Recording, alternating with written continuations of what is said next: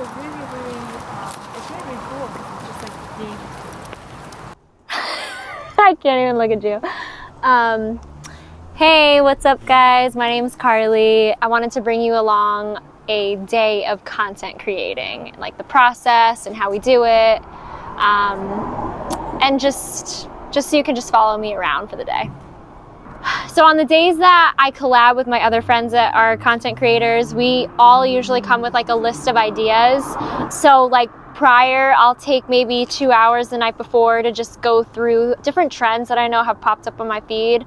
So say it's like a dance trend or like what's happening right now, like the silhouette trend, and I like them so that they come up in my liked box. That way it's just easy access for me to like access them when I'm with my friends. And then they come with like a list, and that way we just have, 4 to 5 or 5 to 10 videos that we each can collab in on. And that way, if we meet once a week, we have enough videos to like last us the week. So we'll all get together, we'll pick a spot, and sometimes it's like one location, sometimes it's other locations. We've been doing the park, and we did this today just because the lighting is really good, and lighting, I think, as most of us know, it matters. So, we'll meet up, we'll go through the list, we figure out, okay, who has a skit?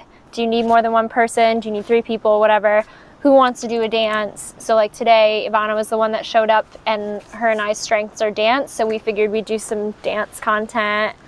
And so we'll just like go ahead and pick something, and like today we were like, okay, let's learn this dance thing. So we'll learn it on the spot.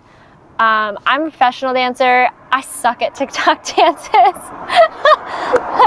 I don't know why it takes me so long to learn them. We learn it, we shoot it. Depending on how serious you want to make it, we can shoot it 1 trillion times. Or if you want to just like do quantity over quality, you shoot it a few times, you move on. Once you kind of get like the bulk of the videos, like the meat of it, then we start trying to do like shorter ones. So the last one that we did, I think today, was just like a slow-mo, really easy video of me falling to like one of my sounds. And that way you can just get the short ones out of the way. And I feel like I started content creating when it wasn't even a thing. I was in college, and I'm like aging myself, but so I went to college in 2008, and it was like when YouTube had really just come out. And I was friends with my friend, shout out to AJ Raphael. He was the one who like really showed me everything. He was huge on YouTube doing covers because it hadn't really been a thing yet. I started doing them in college, and I started collabing with other YouTubers and like getting views when no one even really knew like the weight of getting views. Like no one cared at the time. It was like, oh cool, I got 100K on this like original music video. And at the time I just was like, oh, that's fun. And now it's like, this is a serious career.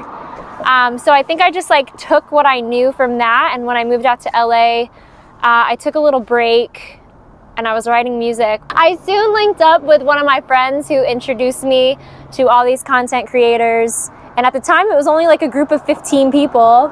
And it was so new to me. And I think we were all just kind of like figuring it out. And it was this app, Musical.ly. We were making content on Musical.ly and Bigo. And then TikTok bought Musical.ly. So all my friends that already had a following on Musical.ly have been like, oh, like let's teach you how to make content. And like I remember when I first started going, one of my friends was like, you never come with a list of ideas. And I was like, oh, I didn't know I was supposed to. So it's not like mandatory, but it definitely helps for your page. Like you can be in other people's videos all you want, but unless you're pumping out your own content, it really doesn't make sense to do collab days. So then yeah, like we started on Musical.ly, and then it turned into TikTok, and then I was making content for TikTok, and then TikTok blew up, and yeah, I think like for a while I wasn't really taking it seriously, and then I realized how much time and effort is really put into content creating, and I think COVID helped people see how it really is a legitimate career, and it takes a lot of time, and especially like the commitment that you need to really build a following. And yeah, like I didn't really plan on being an influencer. Like I moved out here to write and sing and dance, but it just seemed like a cool outlet And the reason why I like always loved YouTube was because I had the power of like creating my own audience and not having to rely on someone else. And that's why I've always really appreciated social media. And since I saw that I just was like good at it, I just kept going with it. I don't know, like human behavior and like crime has always been really, really interesting to me. And so I think social media in a way is its own human behavior, like to see what people like watching, to see how long they'll watch something, to see like what colors keeps you on a page, what phrasing, what sound, what humor. To grab like someone else's phone and see what their algorithm is also so cool. So yeah, I mean, I definitely didn't really like plan on it, but since we're in a time of like doing everything yourself, especially as like an indie artist, it really is doable. There's just so many different avenues. Like you can do this way, you can do this way, you can do this way, and I want to do the way that allows me to have like full control of what I make, because I don't like being told what to do, so this is perfect for me. So I think like the more eyes you have coming to you and your art, the better. I also think like we're such multifaceted beings. Like I hate when people ask me, oh, what do you like better, like music or dance, or even like, you know, social media content creation. I'm just like, there are so many things that I love to do, so why not share it with the world? You just never know who's watching and what will bring someone to your page. Like for example, the other day I posted this like cosplay character where I'm sure a lot of people don't know that I'm a major nerd and I play video games all the time, but no one would know that unless I presented it, because I'm not going to really talk about it in my music.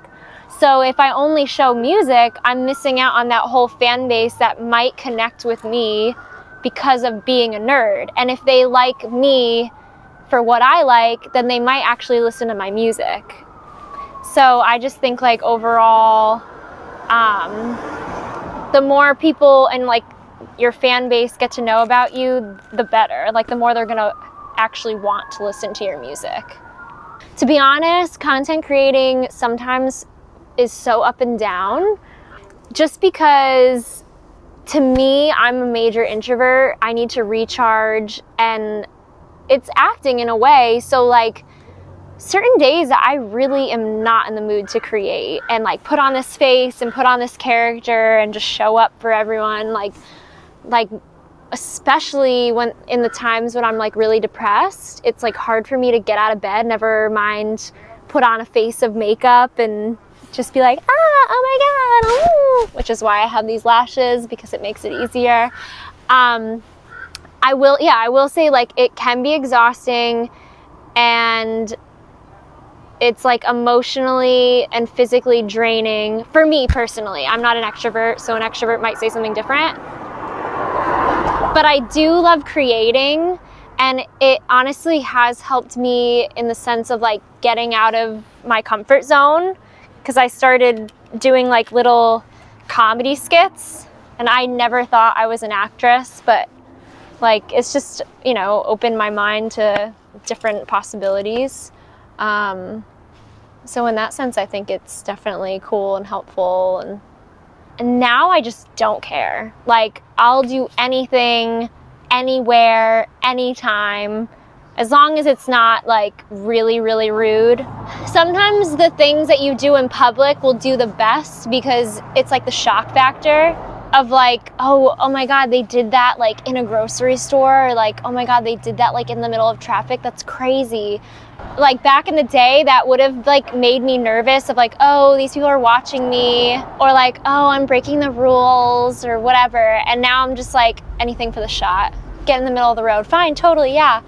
And like, yeah, it just gets you out of your comfort zone and you don't have to care. And then it almost like carries over into like, if you have to go audition for something, or it just doesn't matter to me anymore. Like I'm putting on a show constantly. So tips for beginners: post on more than just one app and build your following of more than one app.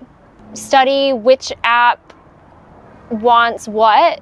Instagram will want different content versus like TikTok's gonna want different content versus YouTube.